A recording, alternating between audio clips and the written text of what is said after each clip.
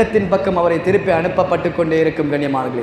ரசூல் ஸல்லல்லாஹு அலைஹி வஸல்லம் அவர்கள் தனது கடைசி நேரத்தில் கடைசி வசியத்தாக இந்த உம்மத்துக்கு செய்ததுதான் கண்ணியமானங்களே, அஸ்ஸலாஹ் அஸ்ஸலாஹ் இத்தகுல்லாஹ ஃபீமா மலக்கத் ஐமானுக்கும்.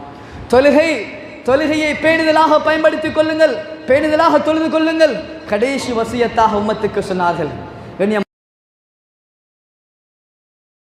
تحبون الله فاتبعوني يحببكم الله.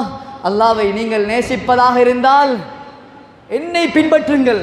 ஃபத்தபிஊனி யுஹ்பிபுக்கும் அல்லாஹ், அல்லாஹ் உங்களை நேசிப்பான் என்பதாக அல்லாஹ் குர்ஆனில் அதிகமான இடங்களில் வஅத்தியுல்லாஹ வஅத்தியுர் ரசூல், அல்லாஹ்வுடைய வழிபாடு, முதலாவது அல்லாஹ்வை வழிபடுவது, இரண்டாவது அவருடைய தூதரை வழிபடுவது கண்ணியமானங்களே. அந்த ரசூல் ஸல்லல்லாஹு அலைஹி வஸல்லம் அவர்கள் தனது கடைசி நேரத்தில் சொன்ன வசியத் அஸ்ஸலாஹ், தொழுகையை பேணுதலாக பயன்படுத்தி தொழுது கொள்ளுங்கள்.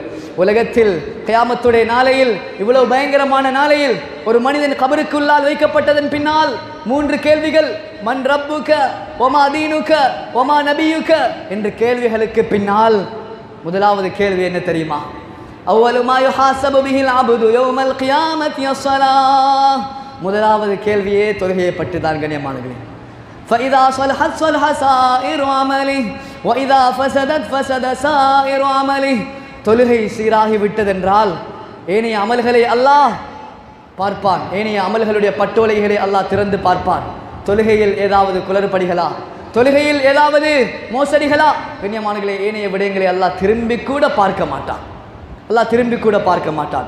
உலகத்தில் கியாமத்துடைய நாள், அதனுடைய பயங்கரங்கள், நபி அவர்களுடைய வாழ்க்கைகள் முழுவதையும் பற்றி பேசுவதாக இருந்தால், நபி அவர்கள் கடைசியாக இந்த உம்மத்துக்கு விட்டு சென்ற ஒரு அமல் தான் இந்த தொழுகையாக இருக்கு.